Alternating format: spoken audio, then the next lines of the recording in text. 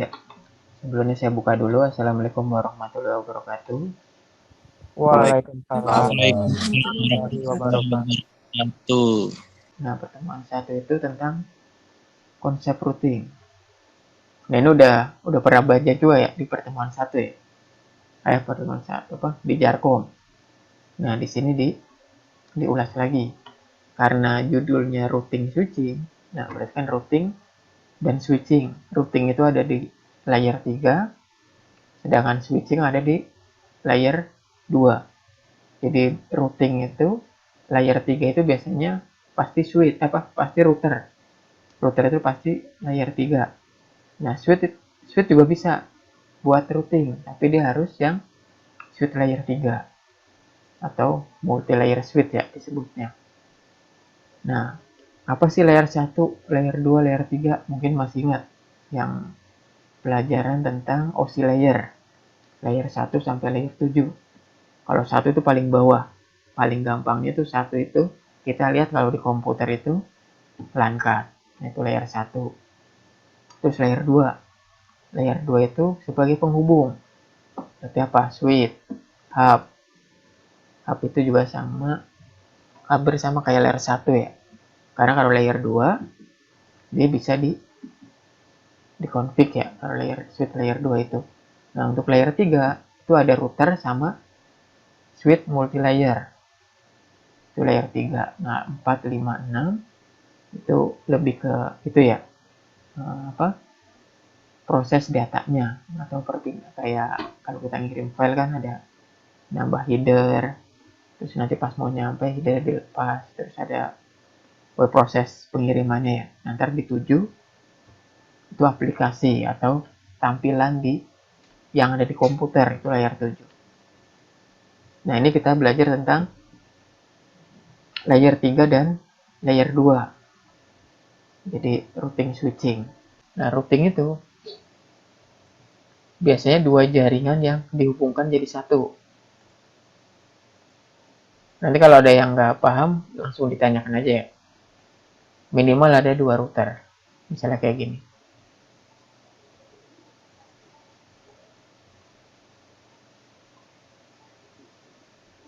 Ini terus ada PC misalnya. Kalau basic config router udah paham kan? Jadi setiap kita config router Cisco yang kita apalin itu apa? Pertama konsol, kita kasih password.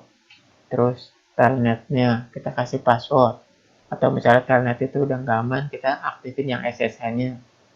Terus password enable-nya. Terus password apa lagi? NVT ya, NVT konsol, SSH, enable, itu kita kasih password semua. Baru itu pokoknya kalau kita ada router baru, itu pertama kali yang kita konfigurasi, berubah nama, identifikasi ya. Terus kalau kita ngasih jalur kabelnya itu kita namain, itu kabel apaan atau jalur apa. Itu dasar yang paling dasar ya kalau kita config Cisco router atau Cisco switch.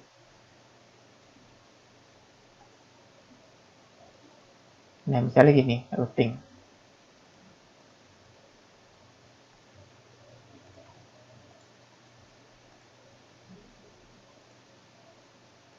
Nah, nih, routing dua router atau lebih, atau dua jaringan biasanya disebutnya. Misalnya gini, ini router A, ini router B, terus ini PC A, ini PC B. Nah, terus di sini ada, kalau nggak ini, 172.16.01/27, 192.168.1.1 10.1/29. Nah, terus di sini 10/10.01/30.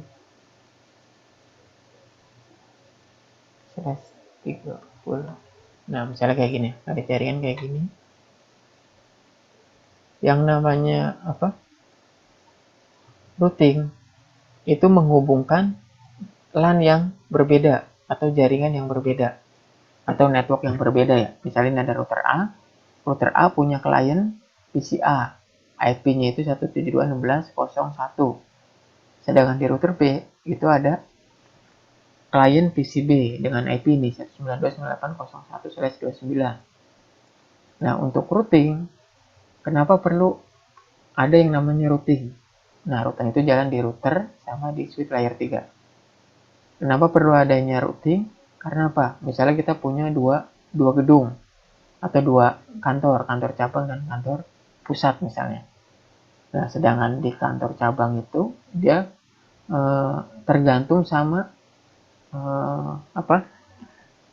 hardware yang ada di router kantor pusat misalnya. Misalnya di sini cuma ada klien, sedangkan di router A itu ada server. Sedangkan untuk server itu investnya itu kan mahal ya. Jadi nggak semua cabang itu harus disediakan server. Jadi bisa ditaruh di satu tempat, tapi yang cabang nggak ada servernya pun bisa akses ke si servernya itu. Jadi dibutuhkan yang namanya routing. Jadi kalau ini gampangnya ya, IP-nya kan bebas pengalamatan. Ini biar gampang saya bedain. Ini kalau sesuai kelas, ini kelas C. Kalau ini kelas B, ini kelas C. Nah, dari kelas B, dari kelas C, dia mau akses ke PC A. Kalau nggak ada routing, dia cuma sampai sebatas ini aja. 192.98.01 atau paling gampang ya, tes ping. Tes koneksi. Dia mau koneksi ke 01-nya PC A. Dia ngelakuin ping atau tes koneksi, dia cuma sampai mentok ke sini. Kalau nggak ada routing. Jadi dari sini nanya ke atas. Ke atas akan nanya lagi atau akan nyari. Bisa nyari keluar atau misalnya ini connect internet, dia akan nyari keluar juga. Kalau nggak ada, dibalikin lagi. Nggak nemu. Tapi kalau ada routing, nanti di sini nanya, di sini ada nggak yang dicari IP-nya. Nah, biasanya kalau IP yang terdaftar di router B, itu disebutnya tabel routing atau list IP yang dikenal sama router B. Nah, router A dikenal nggak? Atau ditulis nggak di router B? Kalau ada, berarti ntar nunjukin. Oh, kalau mau ke list yang PC A, lewat jalur ini. Oh, berarti ntar disuruh ke sini. Nanti di sini juga sama, dicek lagi. Di router A ada catatan nggak tentang IP yang ada di PC B? Kalau ada, baru dia akan ke bawah. Nah, itu fungsi routing. Jadi sangat menghubungkan LAN yang berbeda atau network yang berbeda. Jadi yang tadinya tidak bisa terhubung, dengan adanya routing dia bisa saling komunikasi. Walaupun ada pengenalannya ya di sini. Di sini kita tulis tabel routingnya router A, di sini juga kita tulis tabel routingnya router B. Saya balik lagi ke sini. Konsep routing. Ini definisi routing. Nah, tadi kan untuk menghubungkan beberapa jaringan melalui internet blocking atau layer 3 ya. Dari satu jaringan ke beberapa jaringan lainnya. Misalnya ini tadi 2, atau misalnya nambah lagi 1 lagi atau 3. Di sini ada lagi misalnya. Bebas, ada berapa? Minimal ada bukan 2 router 2 network ya. Misalnya ini ada lagi.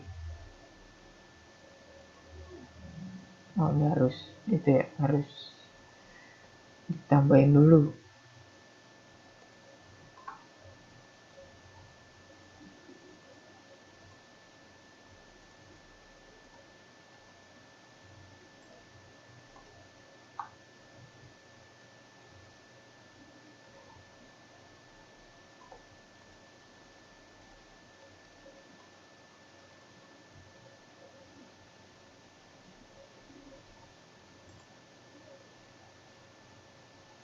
100 yang apa nih, gigabit Ethernet pas SFP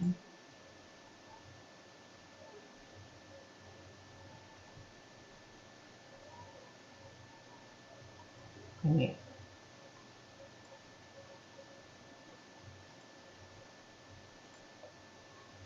udah ada belum? Belum. Nah, gigabit Ethernet nambah lagi. Nah, ini cara contohnya gini. Jadi ada 3 router, dia akan saling terhubung. Nah, itu kita menghubungkan itu menggunakan routing. Nah, di routing itu ada dua jenis. Pertama static routing, yang kedua dynamic routing. Mungkin masih ingat. Nah, kita akan bahas satu-satu di sini. Nah, untuk lebih detailnya nanti juga ada di pertemuan. Nah, ini kedua dan ketiga. 2 static, 3 dinamik. Jadi nanti lebih detailnya di pertemuan selanjutnya ya. Ini saya jelasin sekilas. Nah, terus untuk belajar routing, apa aja sih yang diperlukan atau yang kita harus minimal kita pahami? Minimal kita paham yang namanya IP address dan subnetting. Nah, ini yang di atas. Ini udah ya tadi. Dia pakai layer 3. Nah, layer 3 itu dari router dan dari switch yang multi layer. Nah, untuk belajar untuk menguasai routing, itu kita harus tahu yang namanya IP address dan subnetting. Sama kayak tadi. Nah, ini. Kalau biasanya kan kita kenal IP address itu gini. 10.00/8 172.16.00.16 terus 192.168.00/24 kayak gini ya. Nah, IP address itu atau pengalamatan itu di device atau alamat device ya. IP address itu dibagi jadi 2, ada yang public, ada yang privat. Nah, yang privat kan yang kita gunain untuk jaringan kita sendiri, jadi nggak akan terpengaruh di jaringan internet. Nah, kalau jaringan publik, IP publik itu IP yang dipakai untuk jaringan internet. Jadi biar dikenal di internet, berarti kita harus pakai IP publik. Nah, IP publik itu biasanya kita harus sewa atau harus istilahnya beli ya. Baru nanti kita dapat, baru bisa ke akses ke kita sharing ke internet, kita bisa kebaca. Nah, kalau itu privat ini nggak bisa. Nah, di IP address itu kan dikenal namanya kelas IP address ya. Atau disebutnya biasanya kelas full ya. Jadi IP address berdasarkan kelas. Terus ada lagi IP address berdasarkan tidak tergantung dengan kelas atau classless.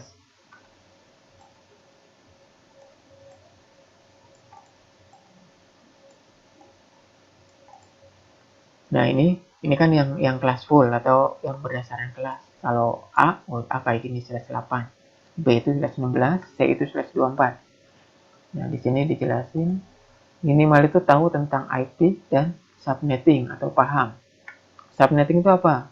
Subnetting itu ini. Yang tadinya 10/8 kan banyak tuh hostnya. Kan kalau IP itu dikenal di komputer itu biner.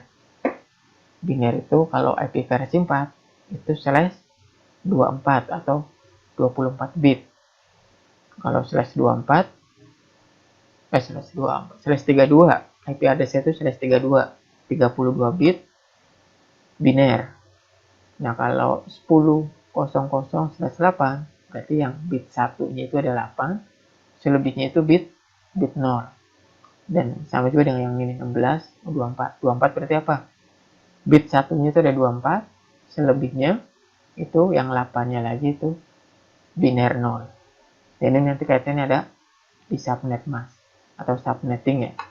Nah, kelas A, B, C ini kalau di subnet, nah ini contohnya ini, kayak ini. Ini yang tadinya kelas A kalau berdasarkan kelas full, kalau kita rubah jadi classless, itu kita bisa lakukan subnetting atau CIDR ya. Kita bisa rubah yang tadi /8, kita rubah jadi /30. Karena apa? Karena kita butuhnya ya cuma /30, karena di sini cuma ada dua hardware. Hardware router A sama router B yang terhubung langsung ya. Jadi kalau kita lihat jaringan, ada 1, 2, 3. Nah ini setiap kabelnya ini berdiri sendiri. Jadi nggak nyambung. Nah ini kenapa saya butuhnya cuma 2? Ya karena kabel ini cuma ke sini. Nggak ada percabangan di sini lagi. Kecuali di tengahnya switch. Dari switch ke sini baru /30 itu kurang. Karena ada 3 user atau 3 host ya. Nah ini subnetting /30 berarti kan yang tadinya /8 itu berapa juta ya. Jadi /30 berarti linear satunya itu ada 30, berarti sisa nolnya itu cuma ada 2 ya. Nah itu kalau kita hitung di subnet /30 itu cuma ada 4 IP. Nah di IP address itu 4 IP itu cuma 2 yang bisa digunakan. Satu sebagai yang apa? Ada 4 ya. Satu sebagai network. Terus yang terakhir sebagai broadcast. Nah yang di tengah-tengah 1 sama 2 itu yang bisa diisikan ke device atau router. Jadi di sini 1, di sini 2. Sama juga ini. Yang IP kelas B yang tadi /16 kita bisa rubah jadi /27. /27 itu sekitar 32 ya atau 30 yang bisa digunakan. Terus ada slash ini. Yang C yang tadinya /24, ini /24 walaupun udah sedikit, tapi dia bisa sampai 254 host yang bisa kita kasih IP.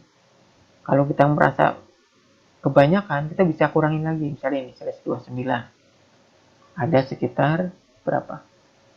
6 ya, 6 IP yang bisa digunakan. Ini /27 dan yang lainnya. Kalian bisa review lagi tentang subnetting. Masih ada. Terus ada banyak rumus ya yang bisa kita hafalkan untuk melakukan subnetting. Contohnya ini. Nah, saya biasanya pakai ini. Nah, kalau IP kan /32 atau 32 bit. Satunya itu ada 32. Nah, ini nanti berhubungan sama yang namanya subnet mask. Jadi ada kita ngisi IP, terus di bawahnya kita ngisi subnet mask ya. Kayak di sini nih. Isi. Ini. Nah, ini kan IP address. Terus ada subnet mask. Nah, subnet mask ini kaitannya sama yang subnetting tadi. Nah, ini. Saya biasa pakai ini. Jadi ini kelipatan. Ini ada 8. Nah, ini step ini. 8. 8. 8. 8. Nah, ini saya rangkum jadi kayak gini. Ini yang 255 ini, 255, 254, nanti ini yang kita isikan di sini. Kalau satu semua, berarti kan ini kan. Ini jadi satu semua. Berarti kita lihatnya ini, 255 di sini. Kalau ini jadi 0, oh berarti kita lihat ini ke sini satu semua. Berarti subnet akhirnya berapa? Ini 254. Taruh di sini. Dan seterusnya. 252. Terus kalau kita kita nyari hostnya, tapi ini nggak itu ya, nggak harus patokan sama ini ya. Kalau kalian rumusnya lebih gampang yang lain ya bisa digunakan. Ini cuma buat cara cepatnya ya. Nah ini buat diisikan subnet mask akhir, subnet akhir yang kita isikan di belakang ya. Bisa di sini atau bisa di sini. Kalau di sini berarti yang 2 ini 0. Kalau di sini yang 0 cuma ini. Tapi kalau di sini, oh berarti di sini kita sesuaiin. Yang penting jangan 255. Kalau 255 kita nggak bisa ngisi ke host. Ini biasanya kalau 255/32 itu buat security biasanya. Biar nggak bisa diakses dari mana aja. Bisa IP-nya kita subnet /32. Nah biasanya yang kita pakai ini ke sini. 252. Kalau kita pas pakai 252, oh berarti hostnya 4. 4 kalau yang kita bisa isikan ke komputer itu dikurangi 2. Oh, berarti cuma 2. Kalau ini slash 27. Ini kalau ini kan kita hitung, ini 24. 25, 26, 27. 3. 1, 2, 3. Nah ini. 2, 2, 4. Di subnet masnya kita isi. 255, 255, 255. Berapa tadi? 22, 4. Apa? Oh ini, 224. Hostnya berapa? Kita lihat ke atas. 32 kurangin 2 jadi 30. Dan saya biasa pakai yang ini. Walaupun kalau misalnya mau, kalau dasarnya itu kan kalau biner jadi desimal itu dikalikan pangkat ya. Pangkat 0, 1, 2, 4 dan kelipatannya. Atau kalau desimal mau jadi biner itu dibagi 2 ya, sampai habis sisanya berapa. Ini cuma buat pengingat aja ya. Nah itu, jadi kita harus kenal yang namanya IP address dan kenal yang namanya subnetting. Kenapa subnetting wajib paham? Itu buat security yang ada di jaringan kita. Kayak ini nih, ini kita nggak subnet, kita pakainya yang /8. Berarti kan sisanya banyak banget. Atau pakai ini, yang 192/24. Paling kita cuma 2. Berarti kan sisanya masih banyak. Makanya kita yang namanya subnetting. Paham ya deh sampai sini ya? Lanjut. Nah ini, kuncinya ini IP address dan subnetting. Nah terus jenis routing, tadi routing static dan routing dinamik. Kalau static routing, nah routing yang dikonfigurasi secara manual oleh administrator jaringan. Walaupun routing dinamik juga sama, dikonfig manual juga, cuma menggunakan protokol routing. Kalau routing static, dia butuh cuma yang namanya IP address. Tapi kalau routing dinamik, selain IP address, dia butuh juga namanya protokol routing. Nah, terus kalau static routing, selain kita isi manual ke semua router yang ada, kita juga kalau ada pengurangan router atau penambahan, kita harus isikan satu-satu. Contoh gampangnya gini. Nah ini, kalau di routing itu kita gini, setting. Kalau router B bisa akses ke router A, berarti gini. Root komputer B, ini ya, PC B mau ke PC A, berarti di sini didaftarin network yang ada di sini. Ini isi aja deh. 172 16. Kita isi networknya kosong. Terus subnetnya 255/27 255/224. Terus dia lewat mana? Oh, berarti lewat sini. Bisa via interface, bisa via IP. Kalau IP ini IP 1, ini 2, oh berarti yang kita isi yang di sini 1. 10 1001. Bisa gini ya.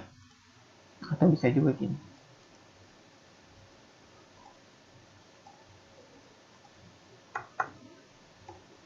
Bisa juga akhirnya kita tulis gig 000. Nah, bisa pakai IP, bisa juga pakai interface keluarnya. Interface keluarnya itu ini. Gig 00 atau IP. IP yang ini, IP lawannya, bukan IP yang ada di sini ya. Nah, ini namanya tabel routing. Nah, kalau biar PCB bisa akses ini yang ada di sini kita daftarin di sini. Tapi nggak cuma sampai di sini. Yang di sini dikenalin juga di sini. Baik tadi diisinya secara manual, terus kalau ada penambahan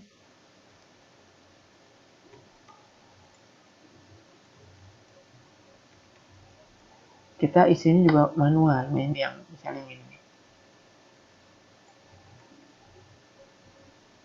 Ini berarti kita ngisi yang ini. Ini. Oh bener ya ini ya, 192.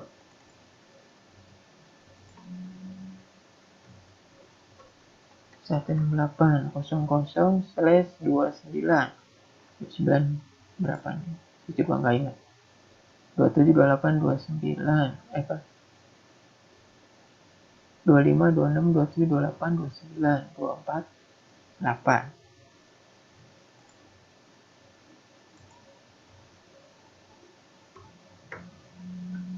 Ini juga sama. Ini cuma itu aja ya. Bisa pakai salah satu, bukan dua-duanya diisiin ya. Bisa pakai via interface, bisa pakai IP yang di lawannya. Nah ini kan IP 1, kita pakai lawannya. IP-nya itu 2. Ini 1, ini 2. Nah, ini yang namanya tabel routing. Nah, bayangin kalau ada 10 router. Berarti kalau router B ini mau bisa ke sini, berarti ini juga taruh di sini.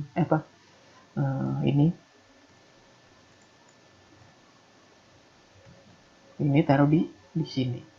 Otomatis apa? Kalau di sini ada klien, yang ini taruh juga di sini. Nah, itu routing statik. Jadi makin banyak router yang ada di sini, itu harus dikenalin ke semuanya. Ke semua router. Nah, itu routing statik. Nah, terus kalau tiba-tiba ada pengurangan, ini dihapus.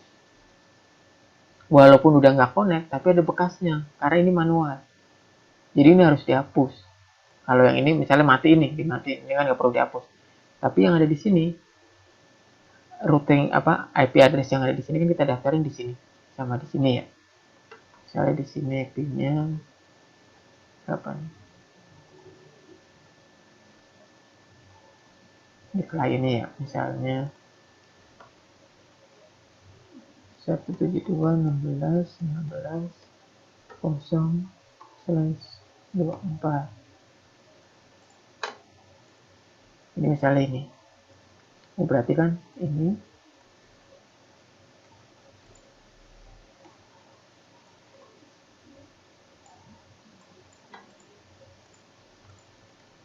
ikut juga nih.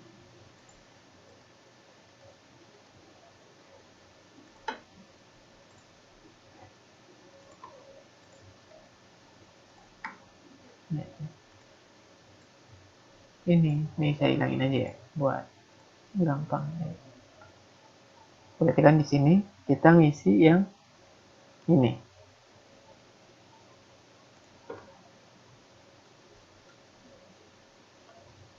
Tujuh dua 16 kosong.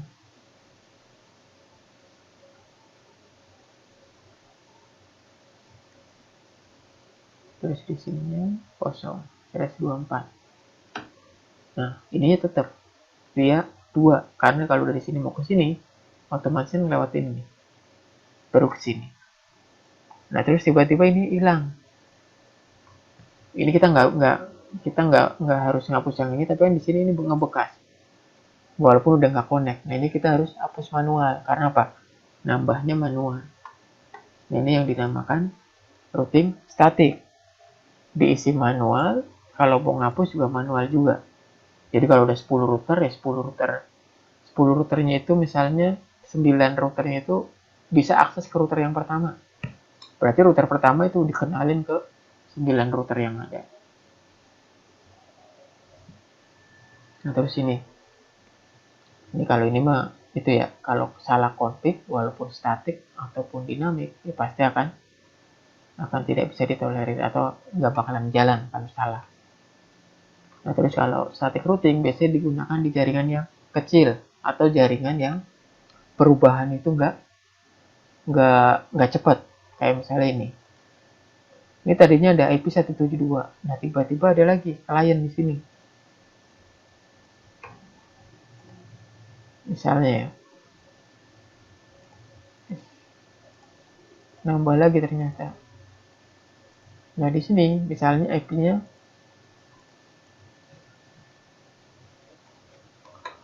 ini 16.16.0. Berarti yang IP ini kita harus kalau ini mau ke sini, ya ini ditambahin lagi. Yang ini dikenalin di sini, yang ini kenalin di sini juga. Kalau ini mau ke sini juga. Jadi setiap ada penambahan, kita harus nambahin juga.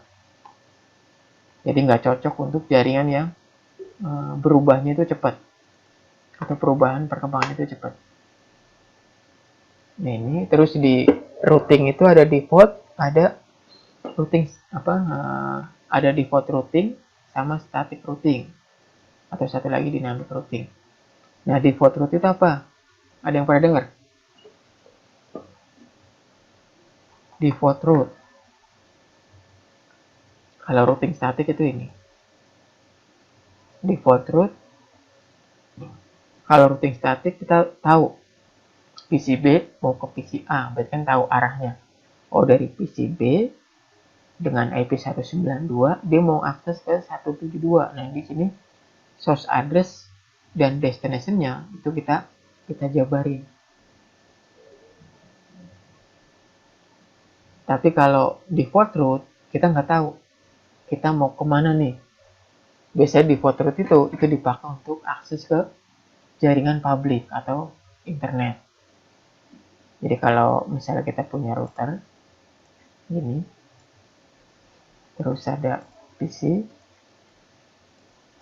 terus ada di sini internet. Gini misalnya.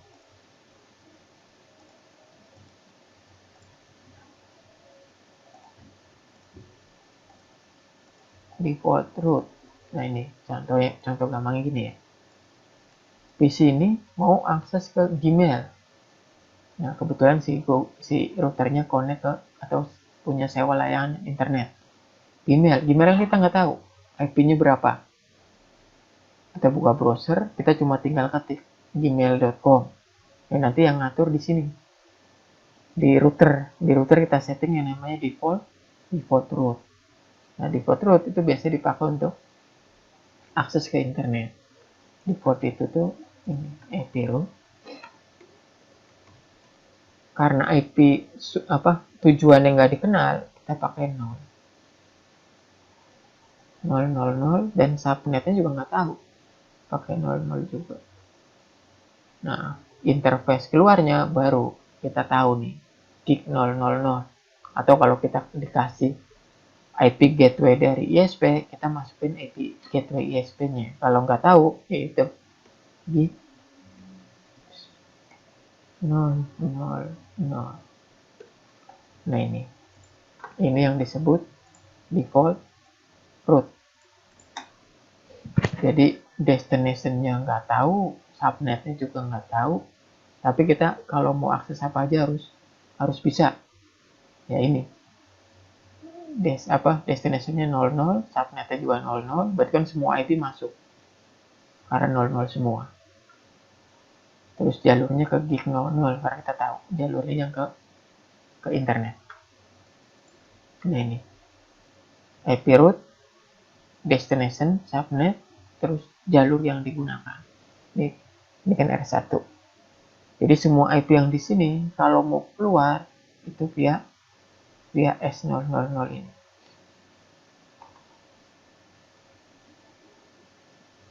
Nah ini kan dengan memasukkan network dan yang digunakan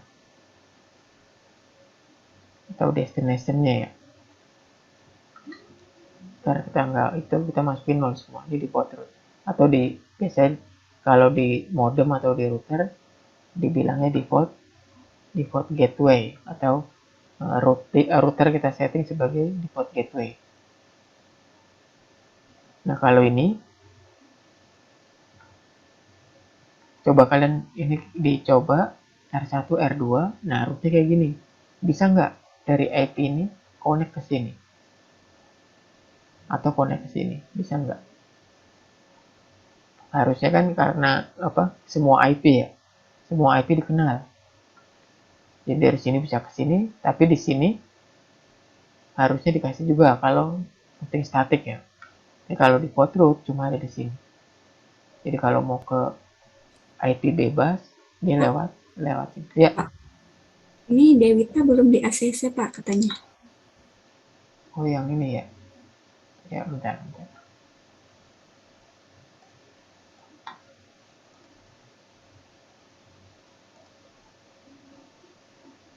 Oh iya ada 3. Saya nggak lihat.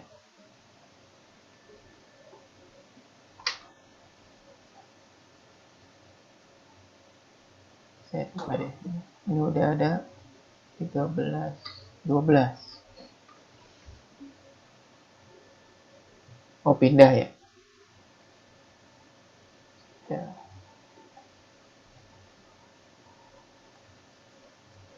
Saya pakai 2 layar, jadi tadi nggak kelihatan yang partisipannya. Ya, saya lanjut ya. Nah, ini versi 4, ini default root. Nah, terus ini static root. Nah, static root itu tadi yang ini. Nah, ini. Nah, ini contohnya IP root dari R2 mau ke IP 192, 168.10 sama 11. Berarti dia harus bikin tabel routing ini. Nah, ini kalau kita bikin show IP root, nah ini tabel routingnya. Kalau static, dia ada tulisannya di flagnya itu atau di bendera itu S, static. Kalau yang C connected, kalau yang S, static.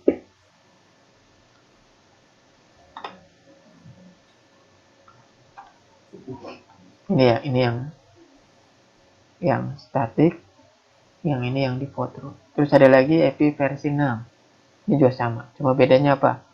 Ini pakai hexadesimal atau 128 bit, kalau versi 4 32 bit. Nah, kenapa ada versi 6?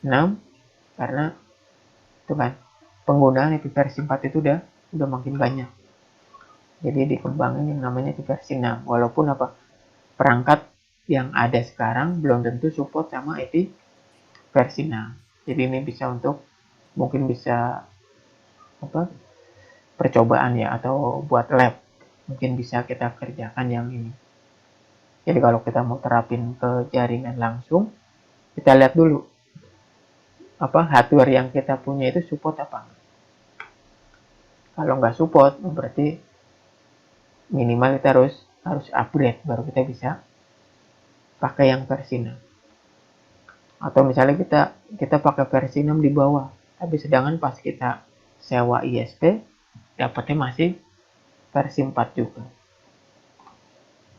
Mungkin ini bisa buat lab atau mungkin kalau mau nyoba biar jaringannya aman pakai versi 6 karena ini hexa. Kita lihat aja udah banyak ya 2001. Cuma kalau di versi 6 kita bisa sederhanain kalau yang isinya 0 semua. Kita rubah jadi titik 2. Nah, ini kalau versi 6 sebenarnya banyak materinya. Ada beberapa slide kalau di Cisco ya. Ini masuk ke Cisco 1 atau di Jarcom. Pembahasan tentang API versi 6. Di routing switching ada nggak?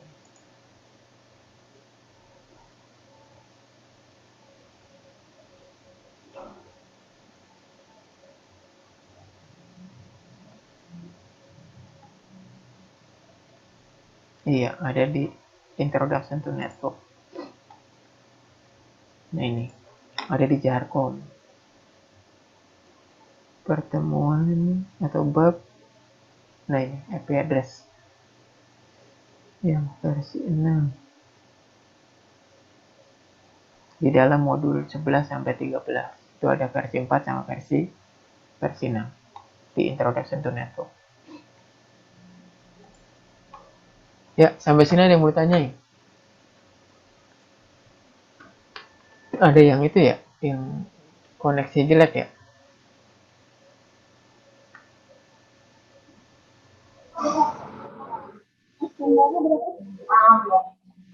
Ada yang mau tanyain sampai di sini static routing? Sebentar lagi ya, kita setengah jam lagi aja. Sampai jam 9, biar nggak kelamaan. Kalau nggak ada yang tanyain, kita langsung lanjut ke yang versi 6 sama aja.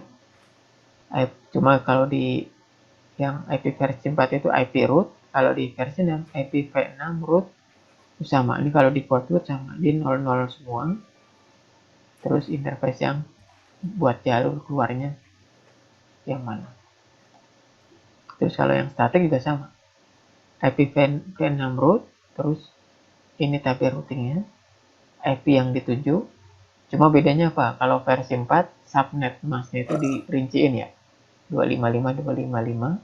Kalau di versi 6 itu pakai slash 64 atau slash berapa gitu kalau yang mau pakai. Terus di paling belakang ini IP yang di luar. Misalnya ini R2. Oh, berarti ini IP yang ada di sini. Atau pakai yang interface-nya, berarti ini serial 000 yang ini. Sama aja ya. Apa logikanya ya? Berarti kalau yang mau dituju networknya berapa, subnet masnya berapa, terus kalau mau ke yang dituju via interface yang mana, ini tabel routing. Nah, terus dynamic routing. Nah, ini kalau dynamic routing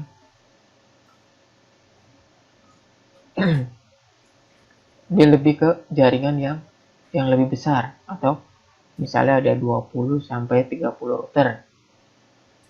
Walaupun bisa aja kita punya 30 router, kita masih pakai static router, itu nggak masalah.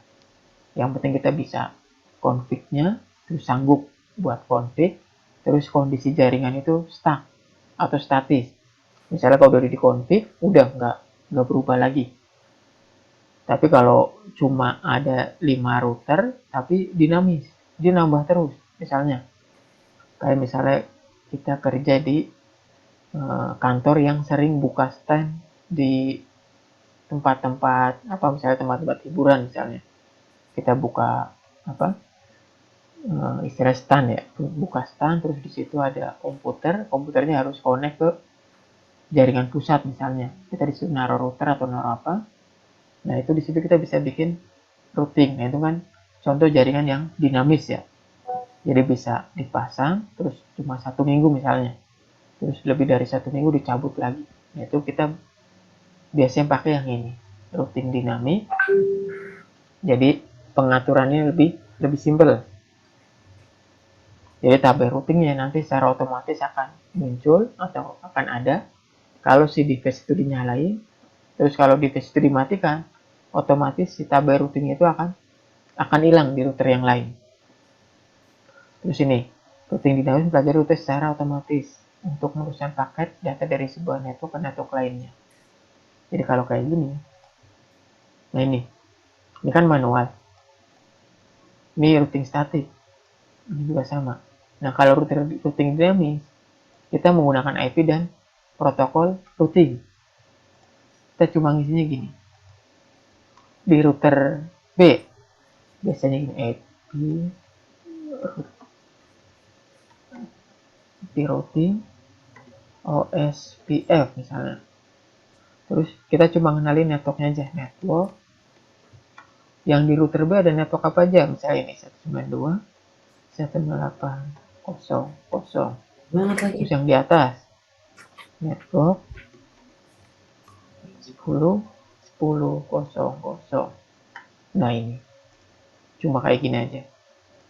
Nah, ini kita isikan di sini di router B. Di router A kita isinya berarti ada 1, 2, 3. Ada 3 network. Yang pertama 172.16.00. Terus yang kedua network 172.16.16.0. Nah, gini. Ini yang ada di router A. Jadi dia cuma ngenalin IP-nya sendiri. Networknya ya yang dikenalin. Terus kita gunain routing protokolnya apa? Oh, ini OSPF atau misalnya RIP atau IGRP. Terserah. Yang penting routing dinamis protokolnya ya. Terus kalau di sini ini mau kemana nih? Ini mau ke sini. Ini cuma ada ini doang nih misalnya. Berarti di sini cuma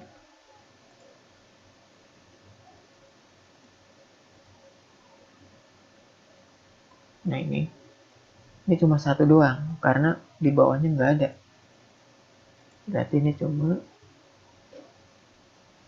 172.16.16. Misalnya kita bedain deh biar nggak bingung. 17.0.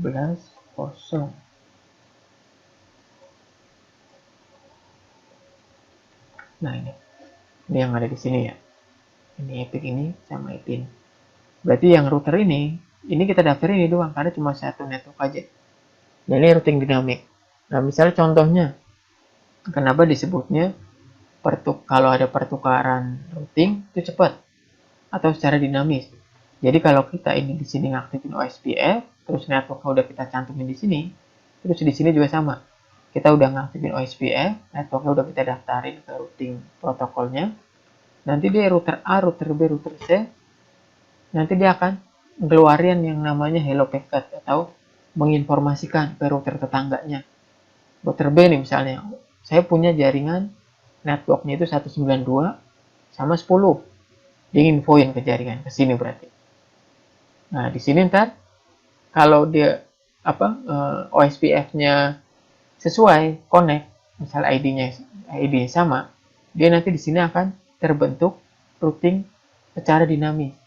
Jadi routing ini nanti akan di sini kebentuk di sini itu dinamis. Nanti logonya kalau OSPF tadi OSPF. Kalau tadi kan kalau static itu S ya, static. Jadi kalau ini infoin ke A, nanti di A otomatis ada. A juga sama, infoin ke B. B berarti ada. Infonya dari mana? Karena kabel ini terhubung. Ini juga sama. Kalau ini konekin ke sini, berarti nanti bisa yang dinamakan jalur backup yang tadi. Nah ini. Mempelajari routing secara otomatis untuk meneruskan paket dari sebuah network ke network lainnya. Jadi dia mempelajari kalau ini mau ke sini, jalur ini putus. Kalau di sini ke sini ada jalur, nah ini nanti bisa ke sini lewat sini, tanpa harus lewat sini. Nah itu routing dinamik. Nah, terus misalnya ini hilang. Oh berarti kan di sini, yang di sini kita hapus. Kita cuma hapus di sini. Ini kita hapus. Nanti otomatis router B, router C itu akan hilang otomatis. Jadi kita coba ngapus di router yang mau kita rubah. Di router tetangganya itu tidak perlu kita hapus. Beda sama ini. Kalau ini kan yang ini kita hapus, oh di sini berarti harus dihapus. Walaupun nggak dihapus itu nggak masalah, tapi istilahnya akan numpuk routing yang nggak terpakai ya. Kalau ini hilang, otomatis di sini ntar nggak ada, hilang sendiri. Dan ini routing dinamis.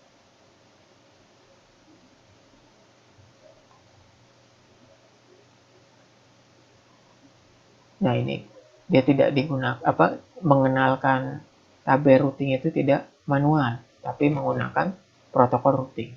Jadi secara otomatis. Terus apabila ada salah satu routing yang ada mengalami gangguan atau kerusakan, dia bisa nyari yang jalur yang lain secara otomatis. Contohnya gini. Ini ada enggak?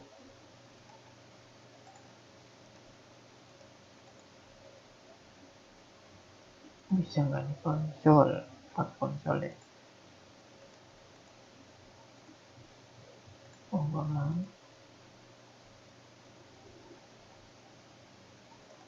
Oh ini nih. Misalnya gini deh, biar cepet. Misalnya yang anggap aja nih kabel ya, kabel penghubung, bukan konsol. Karena kalau mau nambahin harus matiin, kita nambahin interface lagi ya. Ya misalnya kayak gini. Dari B ke A, terus dari A ke misalnya ini C. Dari C ada lagi kabel ke B. Nah, kalau routing dinamik yang ada di sini kan nggak perlu ada di sini, nggak perlu ada di sini kan. Jadi kalau ini jalur ini putus, otomatis karena di sini ada kabel, tabel routing yang ada di sini otomatis muncul di sini juga. Berarti kalau ini mau ke sini, itu nggak harus lewat sini. Ini bisa langsung sini. Atau kalau misalnya ini putus, oh berarti ini bisa langsung lewat sini. Karena di sini juga ada tabel routing dari si router B. Jadi bisa milih jalur secara cepat, tanpa harus kita ngisiin tabel routingnya. Beda kalau routing statik. Yang tadi jalurnya kayak gini, ini ada di sini, dan yang ini ada di sini juga. terus ini juga ada di sini, tapi di sini putus. Misalnya putus. Nah ini yang tadinya harusnya ke sini, ini kan ke sini ya. Berarti di sini harus kalau nggak ya gini. Misalnya ini ke sini, di sini ada tabel routing. Sedangkan di sini putus. Terus yang ini ke sini tadinya nggak ada, nah kita tarik kabel. Tujuan tarik kabel apa? Karena ini putus. Jadi untuk membantu kita tarik kabel di sini. Biar ini muter. Nah, berarti apa? Yang kita config, kita nambahin tabel routing yang ini ke sini, yang ini juga ke sini. Karena apa? Karena tadinya kan belum ada. Tapi kalau routing OSPF atau dynamic, kita cuma ngenalin ini aja. Kita sambungin kabel, langsung dia akan hello paketnya itu akan nyamper ke sini. Akan transfer, akan otomatis ke simpen di sini. Berarti kalau ini mau ke sini, lewat jalurnya itu bisa langsung. Tanpa harus kita daftarin satu-satu tabel routing yang ada di sini. Nah, itu dynamic routing. Nah, itu sini tadi yang saya jelasin di awal. Kalau jaringannya itu kompleks dan berubahnya itu cepat. Kayak tadi misalnya kita harus bangun kantor, misalnya kantornya itu nggak tetap, cuma sementara aja. Sedangkan di kantor sementara itu kita butuh akses ke kantor pusat. Nah, berarti kan kita harus config di situ manual. Terus kalau di pusat juga kita masukin manual. Kalau routingnya dinamik, kita tinggal tambahin aja di kantor yang kantor sementara itu tabel routing yang network yang ada di situ aja. Kita masukin ke routing protokolnya. Nanti otomatis kalau kabelnya nyolok ke kantor pusat, otomatis di kantor pusat juga akan ngopi tabel routingnya. Ya, ini jenis-jenis routing dinamik. Ada yang mau ditanyakan sampai sini? Kalau dia nggak paham, bisa langsung tanya ya. Atau kalau misalnya nanti pas sudah dibaca baru ketemu nggak paham, bisa di forum atau di e-learning ya. Nah, ini protokolnya ada RIP, ada IGRP, EIGRP, OSPF, terus ada yang BGP atau EGP. Nah, ini ada dibagi dua. Protokol dynamic routing, ada yang interior, ada yang eksterior. Nah, ini tahun pembuatannya atau launchingnya ya, mulai diperkenalkan. Nah, ada yang namanya RIP. Ini yang paling banyak digunakan, RIP sama OSPF.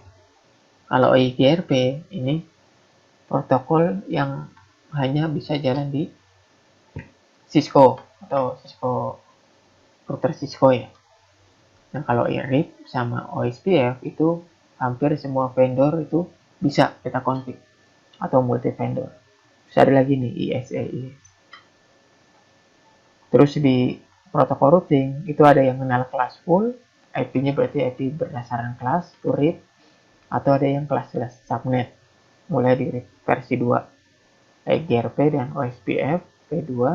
Nah, terus untuk yang versi 6, itu ada RIP NG, ada EIGRP for IP versi 6, terus ada OSPF versi 3. Nah, terus kalau yang di eksterior, ada BGP versi 4, sama ada BGP for versi IP versi 6. Terus ini IIS juga ada. Nah, ini yang IIS ini saya belum pernah nyoba. Yang kebanyakan itu OSPF, RIP, sama EIGRP kalau kita menggunakan Cisco router. BGP juga saya belum pernah. Kalau kita mau ini ngaktifin BGP, kita harus punya resource router itu yang lumayan. Jadi resource RAM-nya atau prosesor itu harus besar. Karena apa? Kalau kita udah aktifin BGP, itu jaringan yang dari luar itu akan tabel routing itu akan masuk semua. Kalau ini kan, kalau yang ini ada cuma 3 router kan, berarti nanti di sini ada 3 baris tabel routing. Tabel routingnya router A, router B. Tapi kalau BGP itu biasanya skalanya itu internet. Jadi router dari mana aja itu akan masuk ke router kita. Jadi kalau udah aktifin BGP itu biasanya kelasnya kelas ISP. Biasanya dia untuk milih jalur yang tercepat. Atau dia kalau mau ke, misalnya kalau internet ya, kalau mau ke Singapura lewatnya mana nih? Kan banyak tuh, apa lewat routernya. Kalau misalnya kita sewanya IndiHome atau Telkom ya, kalau mau ke apa? Singapura, langsung bisa ke Singapura apa enggak? Apa dia lewat yang lain dulu? Nah, itu disebutnya eksterior. Di sini ada, saya dulu pernah lihat PGP.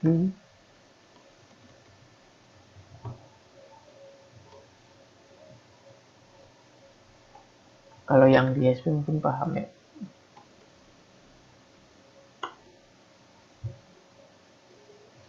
Dia buat lihat apa?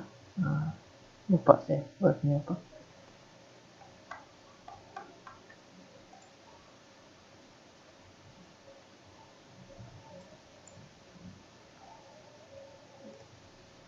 Jadi dia, kita bisa ngelihat kalau kita mau ke Singapura, dia lewat uh, routingnya siapa aja, atau bisa disebutnya AS number-nya ya, AS number siapa aja. Terus ini routing protokol tadi ya. Nah, biasanya ada yang namanya interior, ada yang eksterior. Kalau interior itu dalam satu autonomous system atau AS, satu AS atau disebutnya biasa AS number ya. Dalam satu AS number atau dalam satu, biasanya satu perusahaan ya, atau satu jaringannya sendiri ya. Misalnya ada satu perusahaan, routernya itu udah banyak, yaitu masih dalam satu cakupan autonomous system, cuma satu doang nomornya. Nah, kalau yang eksterior, nah ini ada beberapa interior yang digabungkan menjadi eksterior. Dia menggunakan BGP, Border Gateway Protocol ya. Jadi autonomous system numbernya itu udah beda. Jadi, contoh ini AS1, AS2, AS3. Di AS1 pakainya ISIS, terus AS2 pakai IGRP, di AS3 pakai OSPF. Nah, ini bisa digabung menggunakan BGP ya, Border Gateway Protocol. Ini kan Enterprise A, ini Enterprise B, di SPC. Bisa saling terhubung. Ini biasanya jaringan-jaringan skalanya ISP. Nah, ini routing protokolnya. Nah, ini yang sering digunakan itu IGRP, OSPF, sama RIP. Kalau ini saya belum pernah nyoba nih. ISIS, Intermediate System to Intermediate System. Kalau di sini,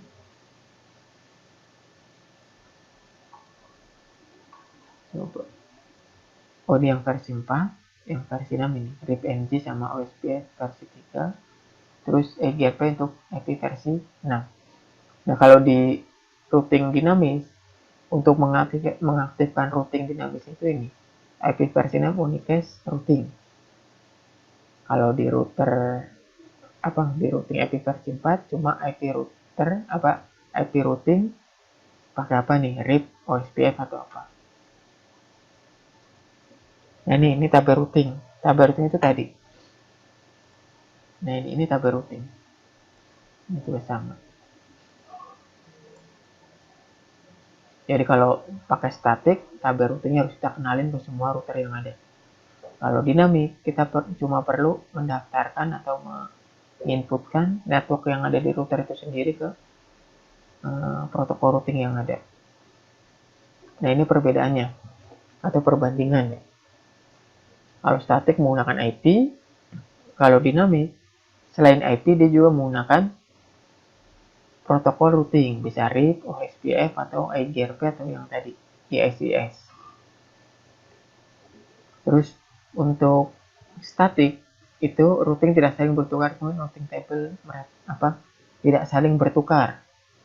Cuma bukan bertukar ya, saling menginputkan. Kalau routing static. Kalau routing dinamis kan saling bertukar informasi routing secara dinamis. Yang tadi yang saya sebut hello packet ya. Jadi kalau si A OSPF ID-nya berapa, terus B OSPF ID-nya sinkron, terus dia nyolok kabelnya terhubung, dia akan otomatis saling menginfokan, oh saya router A nih, punya network kelasnya ini ABC, terus nanti router B juga sama.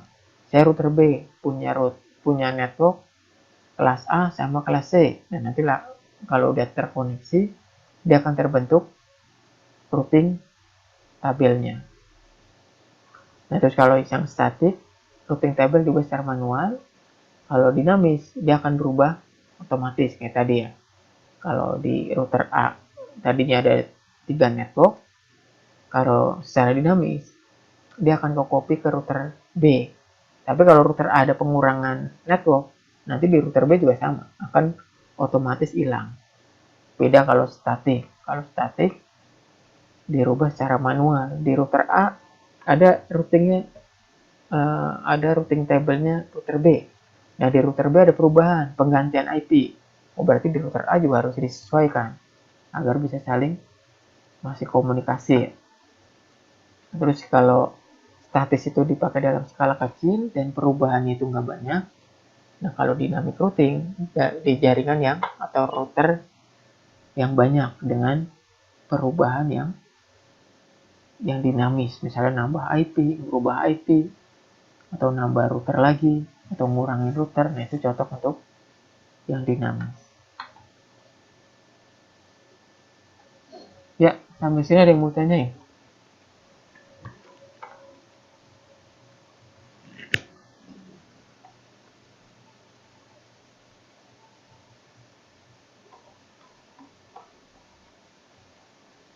Cara kerjanya udah paham kan ya?